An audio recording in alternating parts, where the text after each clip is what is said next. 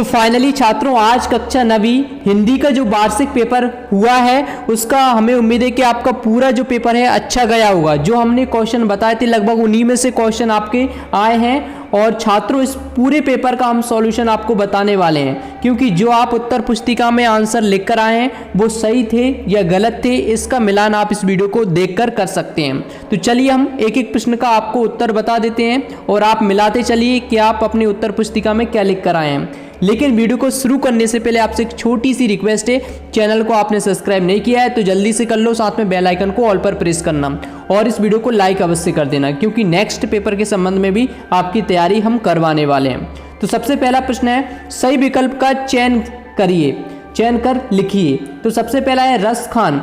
रस खान जो है भक्ति शाखा के कवि हैं। तो किस भक्ति शाखा के कवि हैं?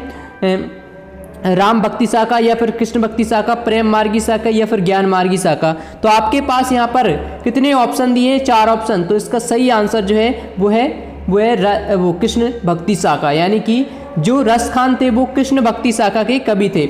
और इसके बाद में है सेकंड क्वेश्चन। सेकंड क्वेश्चन क्या बोलता है कि कबीर एक रचना है। तो कबीर की एक रचना है, कौन सी है? साकेत है, बीजक है या फिर कुरुक्षेत्र है या फिर यामा। तो यहाँ पर इसमें से सही आंसर कौन सा होगा? इसमें से सही आंसर है बीजक। कौन सी? बीजक यहाँ पर बिल्कुल करेक्ट आंसर है। अगर आप बीजक करके आए हैं तो समझ लीजिए आपका 1 नंबर बिल्कुल पक्का है। और इसके बाद में चलते हैं अगले प्रश्न की तरफ। तो अगला जो प्रश्न है हमारा वो है तीसरा, शैली की दृष्टि से काव्य के भेद हैं। तो शैली की दृष्टि से काव्य के कितने भेद होते हैं? 6, 4, 2, 3। तो इसका सही आंसर क्या होगा छात्रों? आप क्या करके आए हैं वो आपको कमेंट में बताना है। चलिए मैं ही आपको बता देता हूँ, इसका सही आंसर 3 होगा। और अब चलते हैं नेक्स्ट क्वेश्चन की तरफ।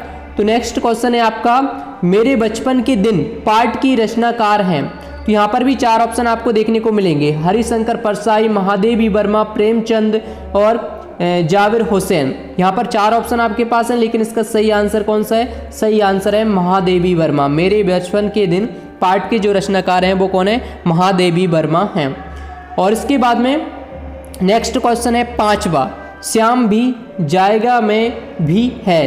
तो भी जो शब्द है वो क्या है? क्रिया है, विशेषण है, निपात है, संज्ञा है। तो इसका सही आंसर है ये जो भी है वो निपात शब्द है। तो यहाँ पर इसका ये बिल्कुल करेक्ट आंसर है। अब है हमारा लास्ट क्वेश्चन, सही विकल्प का लास्ट क्वेश्चन है। और भी क्वेश्चन है इसके आगे, शंकर शारीरिक रूप से विकृत होने के कारण ठीक से चल नहीं सकता था या फिर ठीक से सो नहीं सकता था या फिर ठीक से सुन नहीं सकता था या फिर ठीक से गा नहीं सकता था। तो यहाँ पर भी आपको 4 ऑप्शन देखने को मिलेंगे, लेकिन जो सही आंसर है वो है ठीक से चल नहीं सकता था। और इस प्रकार से अगर आप कर आए हैं तो आपके समझ लीजिए कि 6 अंक जो है बिल्कुल आपके करेक्ट हैं, आपको मिल जाएंगे अगर आप सही करके आए हैं। अब हम चलते हैं अगले प्रश्न की तरफ। तो अगला प्रश्न कौन सा है? अगला जो प्रश्न है वो है दूसरा, जिसमें आपको रिक्त स्थानों की पूर्ति करना था। और छात्रों हमें उम्मीद है कि आप अच्छा करके आए होंगे। वीडियो को पूरा देखना, एक एक क्वेश्चन आपको मिलाना है, जिससे आपको अंदाजा लग जाएगा कि आप कितना सही करके आए हैं। तो इसका पहला प्रश्न है, ग्राम श्री कविता में गांव पर आकाश के समान आच्छादित है। तो यहाँ पर नीलम या मेघ। तो 2 ऑप्शन है इसमें।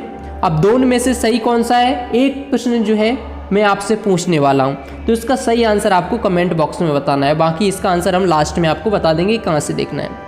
दूसरा है, पत्थरों द्वारा पानी पीना पंक्ति में अलंकार है। तो कौन सा अलंकार है? मानवीकरण या फिर उपमा। तो इसका सही होगा मानवीकरण जो अलंकार इसमें होता है। इसके बाद में तीसरा, महाकाव्य में जीवन का चित्रण होता है। तो मैंने आपको पढ़ा रखे हैं महाकाव्य में जीवन का चित्रण होता है। कैसा होता है? संपूर्ण या आंशिक? संपूर्ण चित्रण होता है। किसमें? महाकाव्य में संपूर्ण होता है, खंडकाव्य में आंशिक रूप से होता है, आंशिक होता है। ठीक है, तो इसमें क्या भरना था आपको? इसमें भरना था संपूर्ण, क्योंकि महाकाव्य के बारे में पूछा है। इसके बाद में चलते हैं नेक्स्ट क्वेश्चन की तरफ। तो नेक्स्ट है, लहासा की ओर पाठ में मंदिर में हस्तलिखित पोथियां रखी थी। कितनी पोथियां रखी थी?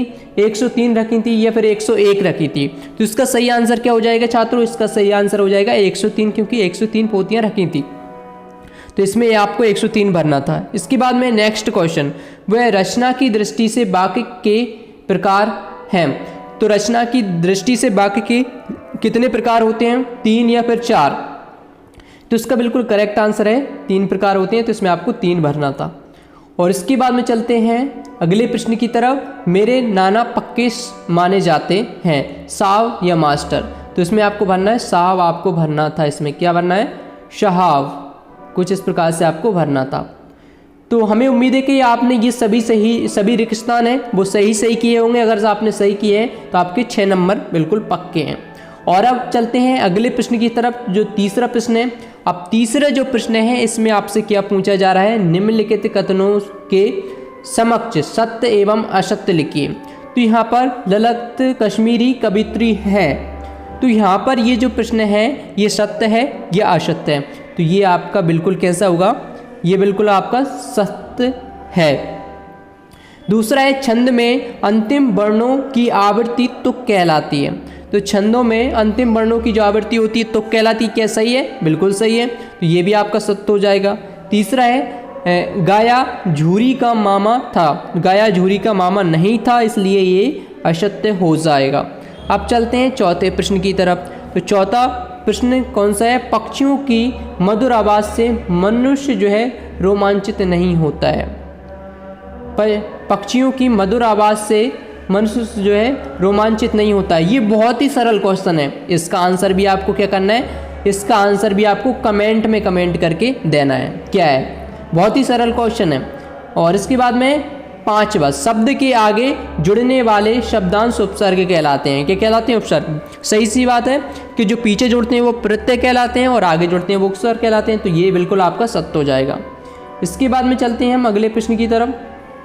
तो अगला प्रश्न है आपका यहाँ पर छठवा, आप देख सकते हैं, इस जल प्रलय में पाठ के लेखक तैरना जानते थे। तो हमने जो कल आपको वीडियो में बताए थे लगभग उनमें से भी बहुत सारे क्वेश्चन आपको यहाँ पर देखने को मिल रहे हैं। अगर आपने वीडियो देखी होगी तो आपको समझ में आ रहा हो कि हाँ वाकई में हमने ये क्वेश्चन बता रखे हैं आपको पहले से। तो यहाँ पर इसमें आपको क्या बनना था? ये आपका हो जाएगा असत्य, क्योंकि तैरना नहीं जानते थे, ये सत्य था, तो ये असत्य हो जाएगा। इसके बाद में हमारा प्रश्न क्रमांक चौथा। अब चौथे में क्या पूछा जा रहा है? चौथे में पूछा जा रहा है कि सही जोड़ियों का मिलान कर लीजिए। तो सही जोड़ियाँ कैसे मिलाना है? यहाँ पर सभी सही जोड़ियाँ दी गई हैं, तो इसके आंसर हमने वेबसाइट पर अपडेट करके रखे हैं कि कौन से किससे मिलेंगे। तो सभी के सही आंसर हमने लिख कर रखे हैं, तो वो आपको बताने वाले हैं इस वीडियो के लास्ट में कैसे देखना है। इसके बाद में आगे प्रश्न आपको बता देता हूँ कौन कौन से प्रश्न आए हैं। तो यहाँ पर आप देख सकते हैं नीचे आपको एक शब्द और एक वाक्य में उत्तर देखने को मिलेंगे। तो इसके भी हमने आंसर आपको वेबसाइट पर मिल जाएंगे। और इसके बाद में मैंने आपको बताया था नई कविता की प्रमुख 2 विशेषता लिखिए, छायावाद की 2 विशेषता लिखिए, और कवि माखनलाल चतुर्वेदी ने हथकड़ियों को गहना क्यों कहा, और ब्रजभूमि के प्रति रस खान का प्रेम किन किन रूपों में अभिव्यक्त। इसके बाद में बहुत सारे क्वेश्चन, रस किससे कहते हैं, रसकों के अंग, रूपक अलंकार, दोहा, छंद, एकांकी, गद्य की प्रमुख विधाएं। लगभग सभी क्वेश्चन जो हमने बता रखे हैं, हमने पढ़ा रखे हैं, उनमें से क्वेश्चन आपको देखने को मिले हैं। तो हमें उम्मीद है कि आप अच्छा करके आए होंगे। तो बाकी के जो प्रश्न रह गए हैं इनको आंसर आपको कैसे देखना है, चलिए मैं आपको बता देता हूँ। सबसे पहले आपको यहाँ पर ज्ञानवाही.com गूगल पर आकर सर्च करना है। सबसे टॉप पर आपको ये वेबसाइट आपको देखने को मिलेगी ज्ञानवाही.com, इस पर आपको क्लिक कर देना है। जैसे ही आप इस पर क्लिक करोगे तो ये वेबसाइट ओपन हो जाएगी और यहाँ पर आप देख सकते हैं कक्षा 9 हिंदी वार्षिक पेपर सॉल्यूशन को लेकर ये सबसे ऊपर आर्टिकल दिया है। नीचे आप स्क्रॉल करके भी देख सकते हैं। तो इस पर आप क्लिक करोगे तो यहाँ से आप पूरा प्रश्नों के आंसर यहाँ से देख सकते हैं इस आर्टिकल के अंदर। तो जल्दी आइए, यहाँ से आप पूरा सॉल्यूशन देख लीजिए और इस वीडियो को अपने दोस्तों को जल्दी से शेयर कर दीजिए।